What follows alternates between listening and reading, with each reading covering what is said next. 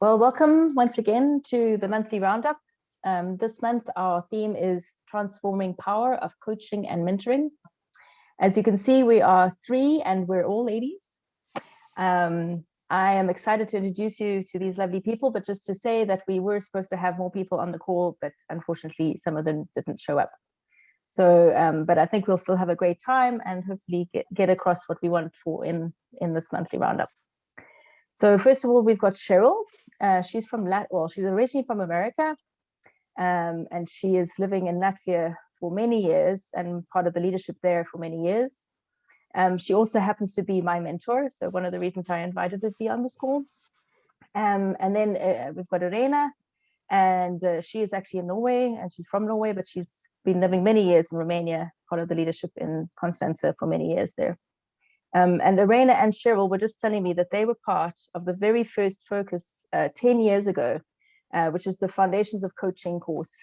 So we've got two very good veteran coaches here with us, which is great. Yeah, we were just talking a little bit about the different things that went on this month before we got to record this. And Cheryl, you had some really great things to say, but I'm going to ask actually Irene if you wouldn't mind sharing some of the things that you had coming out of this stuff from this month. I think it's a great opportunity to be able to share life and our journey, and specifically with the mentoring and coaching this time. And I've been so encouraged and learned a lot from these times of people sharing their journey and learning about coaching, how to become a coach, how to be a leader that coaches. And for me, these videos and these talks together, the main thing that stood out for me was that mentoring and coaching was put together. And I think that was exciting, because sometimes we can be scared about mixing those things too much and not separating them clearly. There is a clear difference between mentoring and coaching. Mentoring is that you walk alongside someone and share about your knowledge, your journey. Coaching is a more open approach where you ask open questions. So just shortly to share that. For me, what stood out was that the power of asking questions, asking open questions, to have an open mind, to not come with your own assumptions or your own ideas, great ideas, or to come with your wisdom. And I think what Matt Rollins said in one of the videos is that the first thing that God did when he came into the garden was that he was asking 3 questions. He asked, where are you? Who told you? What have you done? And then he gave a reference or put a frame around that was questions that gave context, and it gave authority, and it gave responsibility. And I think that those 3 things are keys in coaching, because people, they need to know what context they are in, that they have authority of their own life, of their own decisions, but that God has authority in their life, and that we have responsibility for our own growth. And I think coaching is a place where you can have a lot of personal growth. Okay. So for me, it was a lot about, asking open questions and how powerful they can be for transformation. And also that open questions provokes thinking and reflection. And I think also another thing, small thing that stood out, but that can be really powerful, is to bring silence into coaching. Because sometimes we can ask a question and think, oh, the other person got silent. Maybe I didn't get my question across.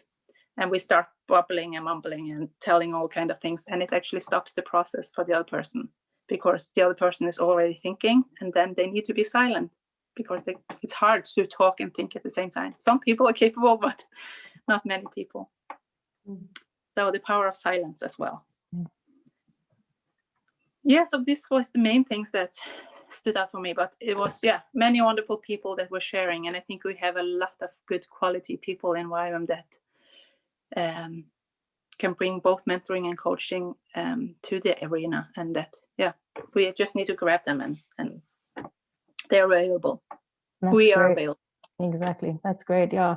And I think that little point about silence, like I actually did the focus last year. So I became a coach, and I can see, like, I almost kind of want to rejoice. I ask a question and then they're silent.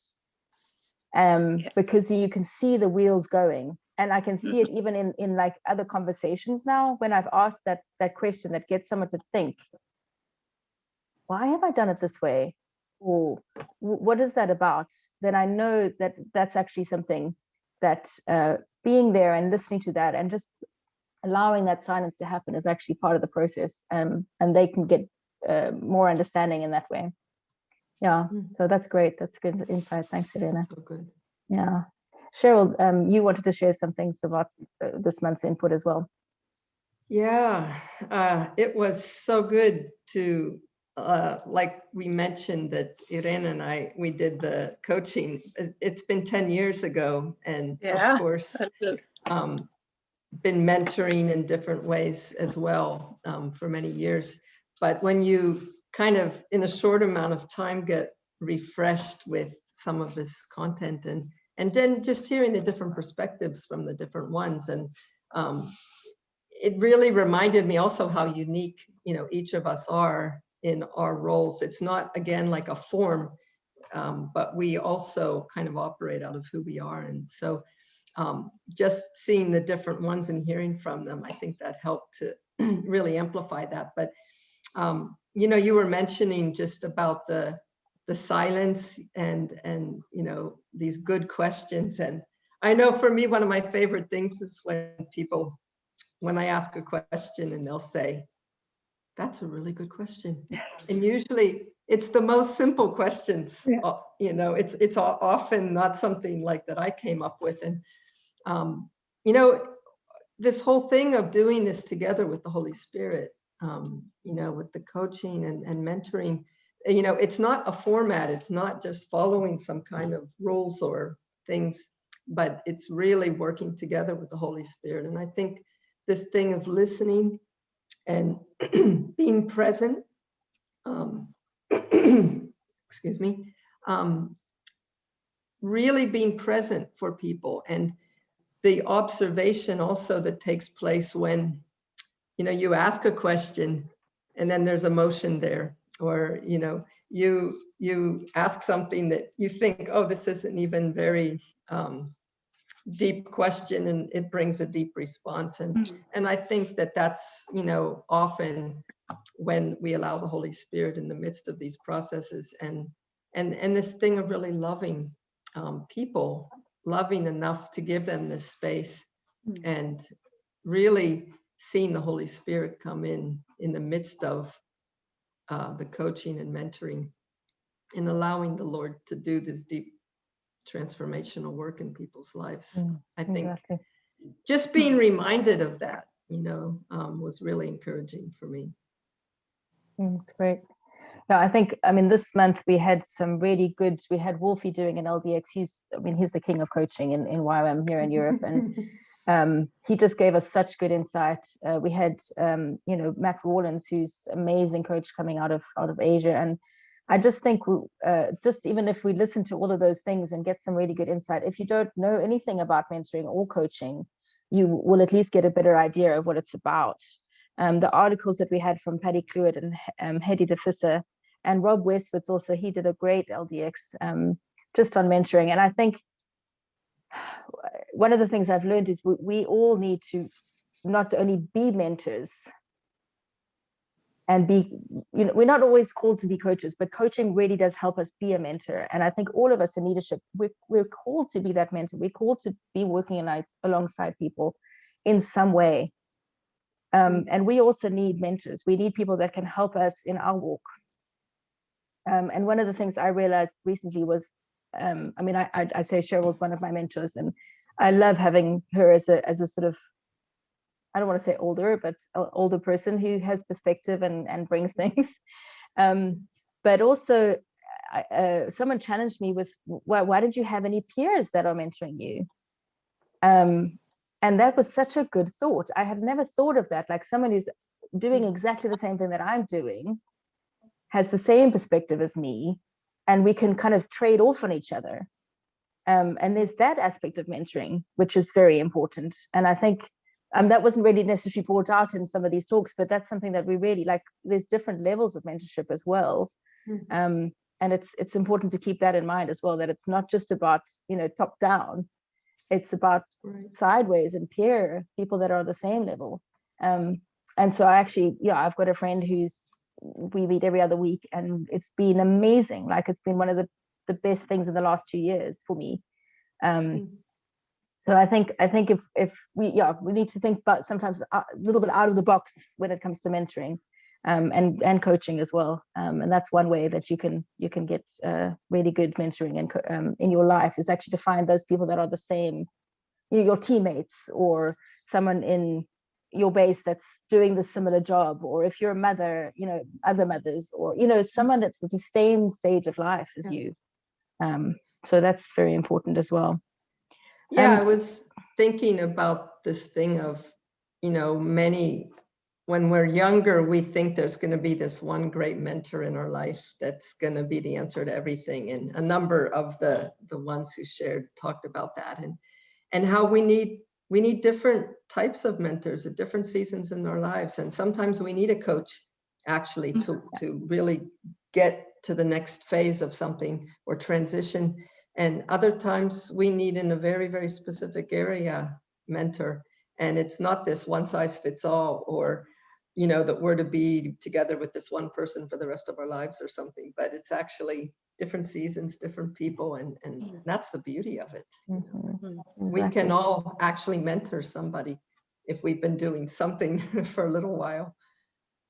Yeah. And I think that's if you're a DTS leader, you're a mentor. Like, if you're even a staff based on a staff somewhere, staff on a base somewhere, there's opportunities to mentor. There's going to be places where you can. It doesn't mean that you have to wait till you're older to be a mentor, or even a coach. Coach can be any age.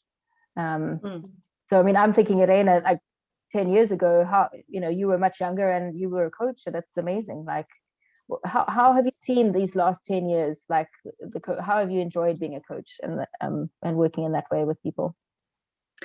Yeah, I think it's been a huge learning curve for me as well. And I think even being young, I think just to grasp or to understand some of the tools in coaching was very helpful for me, to understand the difference between mentoring and coaching. Because until then, I had walked alongside people as a mentor only. But when I learned some of these coaching skills, I could take it to another level. Because mentoring, then you need to have walked that journey to be able to mentor someone through that journey. But to be a coach, you don't need to know anything about that person's agenda or theme or what they want to work on. You don't need to be a professional on knowing that area, because that person is the expert on their own life. So for me to understand these two differences really helped me to just, empower the people even more. Right. To give them space, to kind of let them own their own journey, but then also to know that there's someone walking alongside them in this. That's great. Yeah, I remember I was trying to. I finished a master's through the U of N, but I was trying to actually. I had to write a thesis, and I didn't know what to do it on exactly. And I spent. The reason I'm saying this, I spent 20 minutes with Wolfie, and he just asked me the right questions to get it out of me. He doesn't even remember. Like it was a coffee we went to. And I was complaining, like, I want to get a thesis sort of thing. He's like, oh, well, what about this? What do you want to do? What do you want to do? I didn't remember the questions. But in those 20 minutes, he was able to take out of me what I wanted to do. And I walked away with a thesis that I then wrote on, and loved it. It's such a fun experience. I think there is the transformation in the coaching. Yeah, exactly. Exactly. And it's just a few questions. Like, it was just those powerful questions that he asked. It was amazing. It was really cool. So, yeah. Well, that was one of the statements that Wolfie made was, that not everybody will become a coach, but we should all become more coach-like and as leaders. And I really like that, because I find that way more than my formal coaching that I do with some people is actually just integrating being coach-like in listening to people and asking questions and giving space. And, and the end result is empowering people and believing in them. And I think that's exciting. Yeah, no, that's exciting, because we can use it in everyday life. It doesn't need to be an hour you sit down. Exactly. It's some skills that you learn and you can use them. I use it with my children even, and it surprises me sometimes what comes out, because I was smart enough, or I was aware enough to ask an open question, and they could come with their reflections instead of me asking a closed question, and it didn't move us on. It didn't move them on. So it's super exciting. No, that is great. Yeah. I'm just thinking, like, Cheryl and I point this way, but she's probably that side on the recording.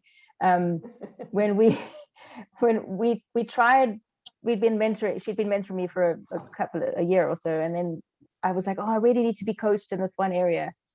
And so we tried the coaching thing. But then every time I'd be like at the end of the session, but just tell me what to do. Because we were so used to that mentoring relationship. But she does, she instead of having like a coaching session, she incorporates the questions. But I have actually found it much helpful to actually have someone who doesn't really know me coach me, because then they're going to be asking the questions and doing the things, and I'm not going to be like, okay, tell me what to do, because I know that they are just going to be the coach for me. And that's actually been really good for me. I've had some really good coaching by really good coaches because of that. But yeah, so that's another little hint, like maybe find someone who's a little bit out of your realm to be coaching you. Yeah, exactly. Yeah, and I think somebody brought up, what if every one of our students and every one of our staff would have the opportunity to either be coached or mentored. What do we think that our mission would look like? And would it be different? And I think, of course, not only would it be different for those who are wanting to grow and move into the fullness of what the Lord has for them, but also for us as leaders, it takes the pressure off, actually, especially with coaching. We don't have to have all the answers, because we actually believe that they have it within them. And again, that's where the Holy Spirit works and brings it out. And we really believe in people. But my early days of living in a post-Soviet nation, where there were definitely things in the culture and the setting that people were all looking to the leader for the answers. And, you want to see people discipled and equipped and grow and believe in what God's put in them. And I was like, oh, I wish I would have understood some of the coaching principles a long time ago. It would have been a lot less pressure and more effective as well. Yeah. And I think that's even Elisa in the drop-in. I mean, there were so many good people in the drop-in, but I loved what Elisa said about, she just knew that this was something that the people in Armenia needed, because it was drawing out of them what they have, rather than being told what to do. And that's such a key thing in coaching. Like it's and I mean, it's not bad to be told what to do, but and I think sometimes if a good mentor asks the good questions, like they kind of know what should be done, but they ask you and give you the opportunity to figure it out for yourself. That's also key and good. Like it's part of it's a mentor being a coach, using the coaching method, rather than it just being, okay, you need to do the following, because it might not be the right thing for you, So definitely. Yeah, it's empowering. It's empowering, and it's unlocking the potential that is within the person. Exactly. Yeah, so good. So good. Well, thank you, everybody. This has been a really great discussion. I wish we could carry on. But I just wanted to say for the end, if you are looking for a mentor or looking for a coach, we actually on the European, the ELLC website, we have a list of people and emails and who they are, both for mentors and for coaches. We've also got for debriefers as well, but that was another month. So there is no excuse if you feel like you really want to get a mentor. Otherwise, find someone in your location, ask them if they want to be your mentor, find someone, maybe a peer mentor, maybe someone that is a leader. Let's get mentored and let's get coached. But also, if you are a mentor or a coach, remember that people out there need this as well. So there are lots of opportunities for all of us to as Cheryl was sharing, just like what would it look like if everybody in YWAM had mentors and had coaches and were moving forward into what God has for them through having a mentor and a coach. It would look so much different. So yeah, thank you everybody, and yeah, thank you Cheryl. Thank you. I say everybody, it's just the two people. Thank you Cheryl and Irene. It's been a good discussion, and until next month, see you. Bye. Bye. Bye.